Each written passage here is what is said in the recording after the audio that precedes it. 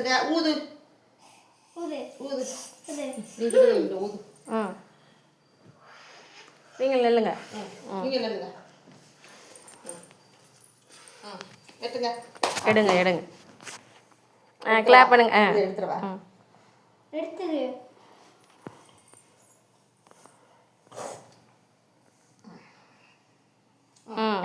Clap பண்ணுங்க. பாடுங்க. பாடு.